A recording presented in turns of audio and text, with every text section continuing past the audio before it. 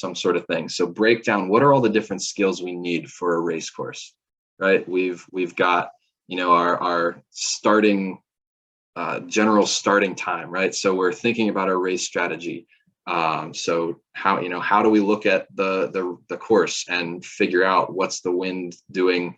Where do I want to go on the course? And that's a whole thing that we can improve. How about where to put ourselves on the start line, right? How to sit on the start line, because those are kind of two similar but separate things, right? Figure out where you want to go, but then also once you get there, you've got to be able to stay in that spot. How to get away from the start line once the race has started, right? So finding all those things that are going into that starting sequence, and it's kind of like rank yourself. Like, it doesn't have to be super complicated. Just like, do I do this well? Is it kind of neutral? I'm about even with everybody else, or do I feel like I do this kind of badly? Like I want to build the skill to be able to have it kind of level with everyone else. And then we've got the upwind, right? So maybe this is, just our general pointing ability, our general boat speed ability upwind, keeping the boat flat, looking for other boats, finding puffs. So all those little things are do we do this well? Do we do it neutral, about even with everyone else? Are we kind of bad at it? And so going through all that, we've got the windward mark rounding, we've got the downwind, we've got the gate rounding. And I'll put together a little template for anybody who's interested in like sitting down and kind of going over what how they think of themselves at different points in the race course. But so we want to just get an idea for what's how do we do in all of these different things. And then once we have that, we can look at it and be like, okay, so I ranked myself kind of bad at like, getting off the start line and looking for puffs upwind and finding a good gate rounding. I always get stuck in a group at the gate. Okay, cool. So we're figuring out certain things that we want to improve rather than just kind of looking at the whole picture and saying, all right, I think I'll work on my roll tax. If we find that we ranked ourselves bad in roll tax, great, let's figure it out. But we want to have that whole picture, so we know what are the big things we want to do. So that's your step one, right? We just kind of figure out where we are. Step two is make the plan. How are we going to improve this? So a concept that you've probably heard before. You will definitely hear it in the future. If you haven't heard it before, this will definitely not be the best explanation you ever hear of setting goals. There's something that is called SMART goals. It's an acronym, SMART. If I see if I can pull up my little, where did I find the like annotation thing? That was when I was sharing the screen. All right, we'll pull up the page again and I'll type again. All right, so right here on text, there we go. So SMART goals, SMART. This stands for, and we'll kind of explain each one of these as we go.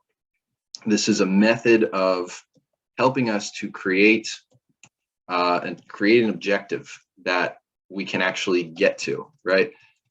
Because if we kind of think about it, like what is a goal? Like how do we do that? And I'm having trouble talking while I type. So give me just 1 second here. There we go. So, especially when you're down at the more beginner level, maybe you go to the Wednesday race days and you're, in the back of the fleet going around the race course, but you can see everybody up front. And you're like, man, I want to be the best sailor at SCC one day, or I want to be the best sailor in the Maryland League, or whatever might come into your head. And that's cool. Like that's like a motivation to move forward, but it doesn't necessarily help you get there, right? So when we're talking about this SMART thing, it's basically making us, there we go. It's basically making us think, how can I set myself a kind of a path to travel on that I can actually tell if it's working. It's something that will work. So we're saying, make your goals specific. So instead of saying, I want to be the best sailor here, I mean, I guess like that is, it gives you a number, right? I want to be ranked number one. But maybe a more specific thing would be, hey, we took our kind of performance evaluation sheet that I filled out, and I say, well, I would be a much better sailor if I improved, my roll tacks and my leeward mark roundings. And so I'm going to take those two things, and I'll make a plan to improve them. And that's getting us a bit more specific than just saying, I want to get better, right? And we can go down all sorts of rabbit holes with how specific we go. Maybe we have an overall goal that we then kind of break into kind of sub goals. Like if I want to get better at roll tacks, does it mean I need to improve my footwork across the boat? Does it need to mean I need to work on the timing?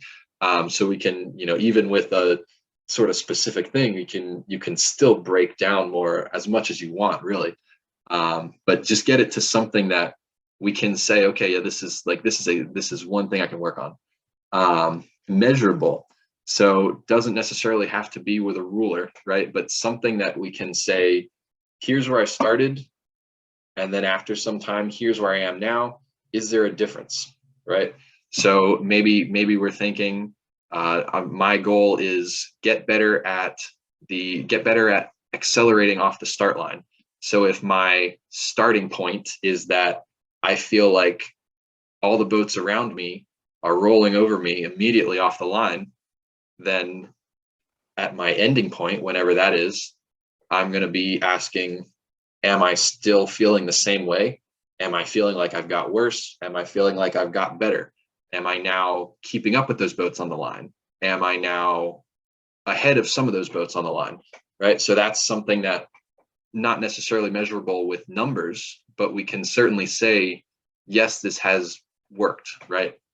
And achieve, again, talking while typing, achievable is the word we meant there, but something we can get to, right?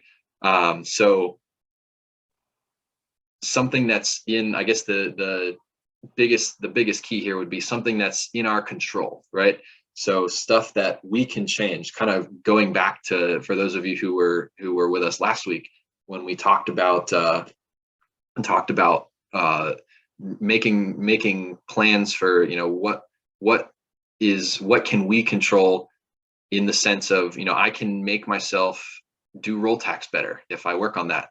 I can make myself sail the boat faster if I work on that, or if I work on a lot of different things, right? Something that I can't necessarily control is to say, I want to be first at the league championship regatta. Well, if, Bobby on the Broadneck high school team is just always going to be a better high school sailor than you, that's not really something you can control. That's something Bobby controls. And so that's not necessarily a good goal to go for, right? Maybe something that we can do, that we can improve for ourselves. And it's usually not going to be anything involving regatta placement or numbers in a race, right? And okay, again, typing while I talk, should say relevant. Let me just undo this whole thing. There we go. And we'll retype that. So specific, measurable, achievable, we already got through. Relevant, that is the word we're looking for.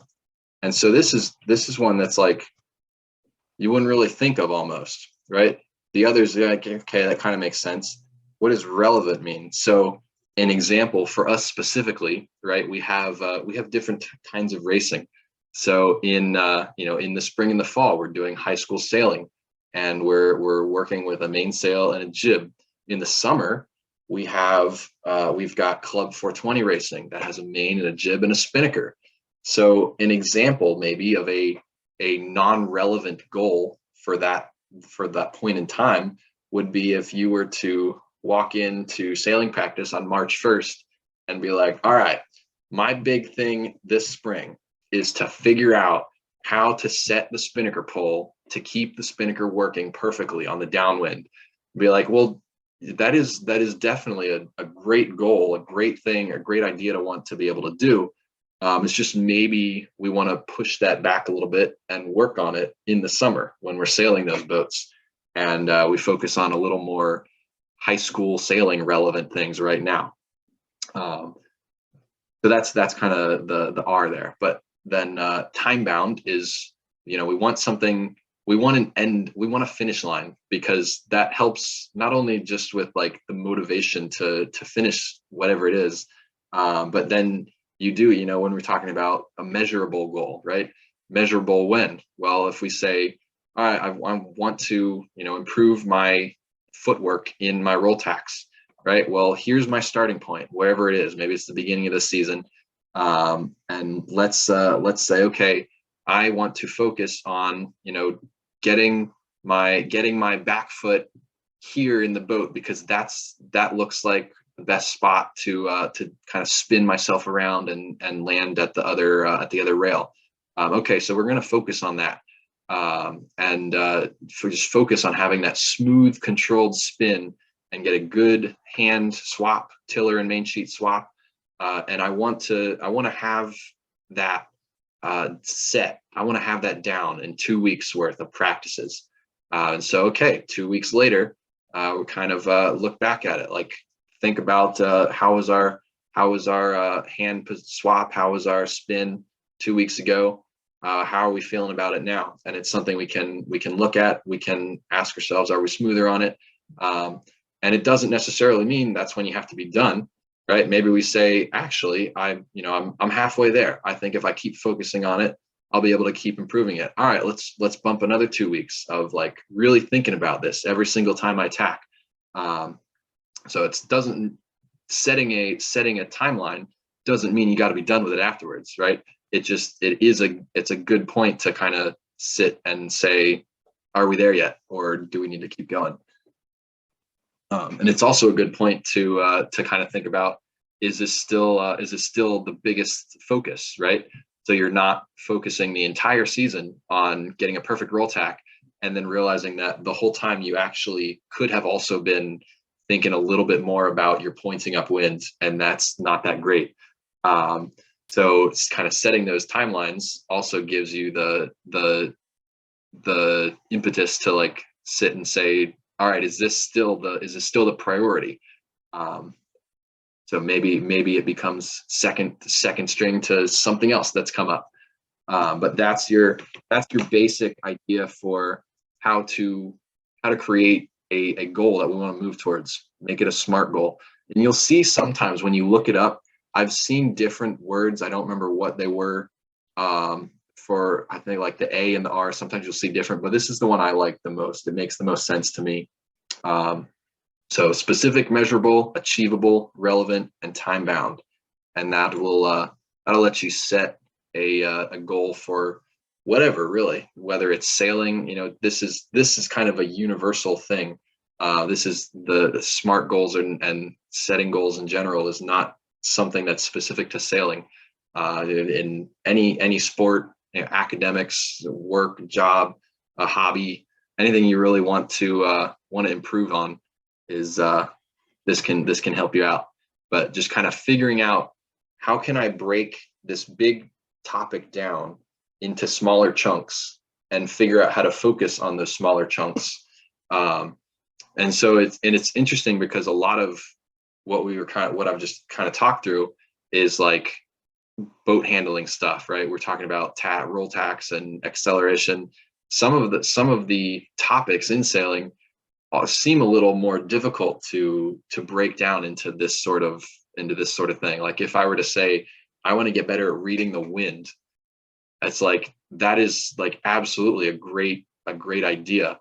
But how do we start that? Like, I mean, I guess you kind of again, just start break it wherever you can. Like, okay, so sometimes I'm trying to figure out where puffs are coming from, right? So being able to see the puffs on the water. All right, so that's one thing. But then also, like, I know some people that can look up at the race course and say, yeah, there's the breeze is coming in from the left up at the top. And they can just look at the water and see that there's like a left side shift up there.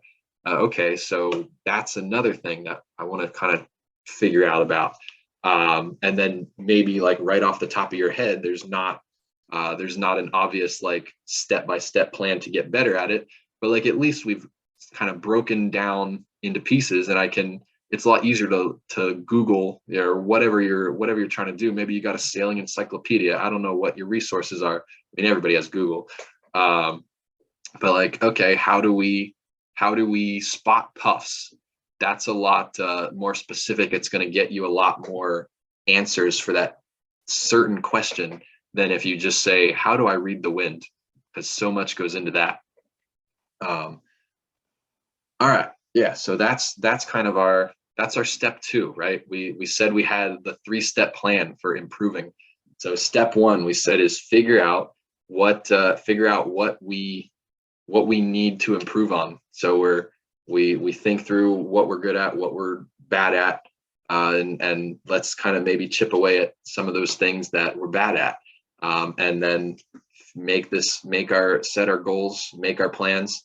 I guess an interesting point would be like, you don't have to just stick to one goal. We don't have to make one goal, say, oh, I want to work on roll tacks, and that's the only thing I'm focusing on for 2 weeks, right?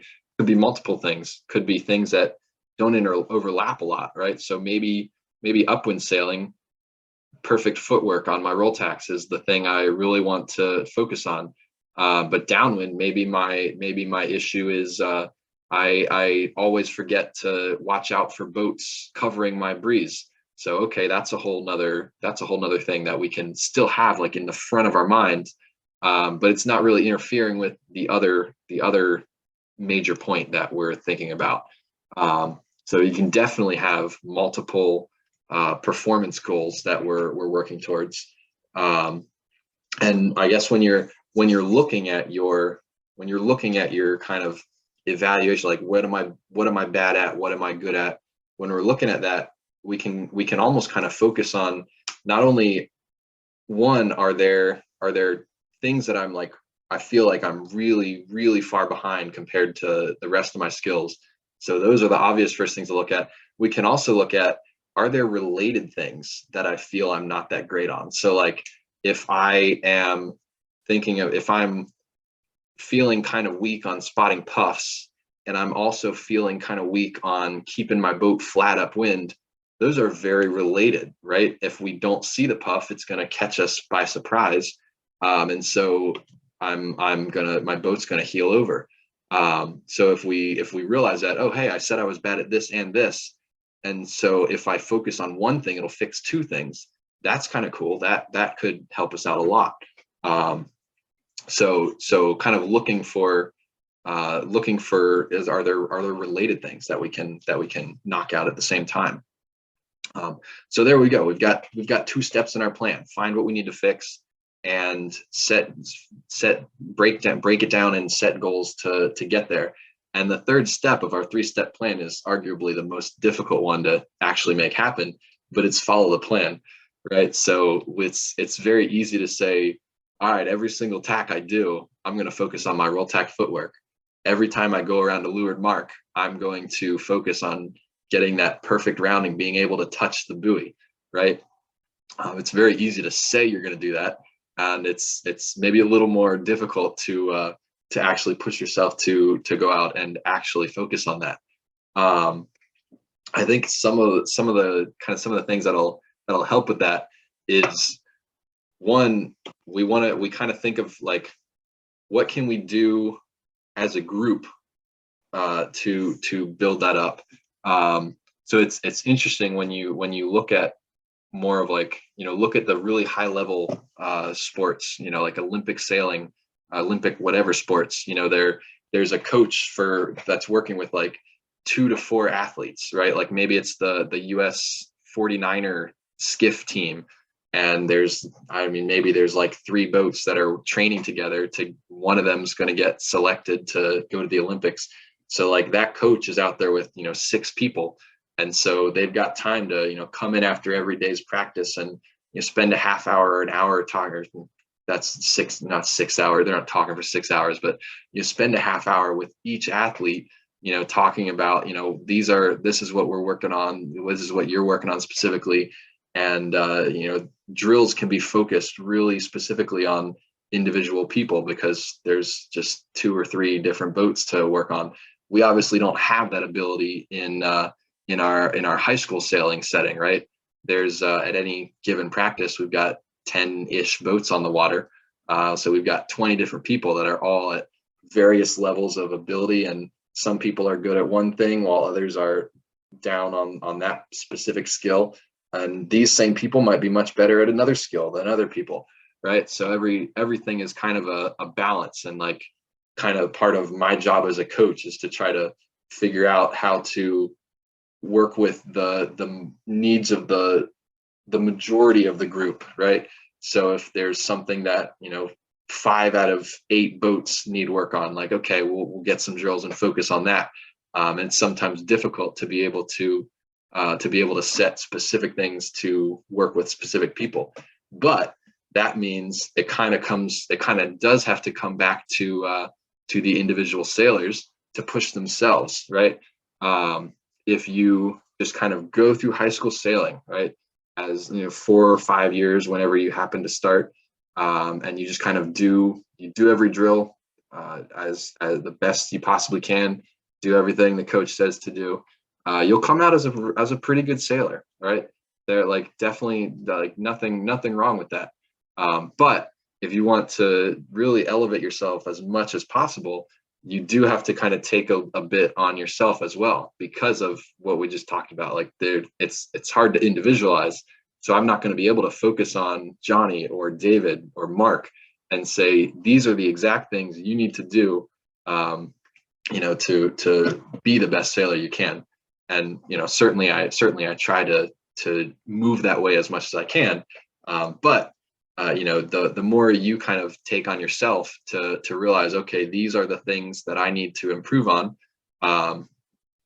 the better it'll be for you in the end. So with that said, like coming into any given practice is kind of figuring out, all right, I've got my plan. How can I make this work for me in the context of the group setting that we're in? So maybe that means we're trying to use our time a little more effectively at the beginning of practice, which, let's be honest, I think we could all probably use our time a bit more effectively at the beginning of many practices.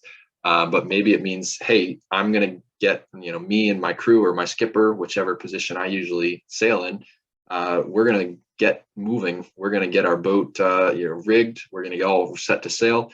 So as soon as it's time to go on the water, right, we're the first or second boat on the water. And then, hey, maybe my SMART goal is getting better at my leeward mark roundings. Maybe I can be the first boat on the water.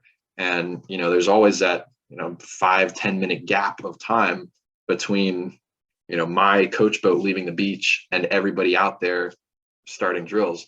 So that's a decent window of time to be like, hey, can you drop a mark or can you sit still real quick? Because I want to do some mark roundings, and like maybe you can. I'm the only boat out here. Maybe you can give me some pointers on what you're seeing, right? So honestly, it's a time that I often don't take advantage of. Maybe that can be one of my goals this spring is when we get those first boats out there, like kind of reward that, right? It's time with an individual coach basically. So get out on the water and use that 5 or 10 minutes to work on what you specifically want to work on, and then you've got the whole rest of practice to work in the group drills as well.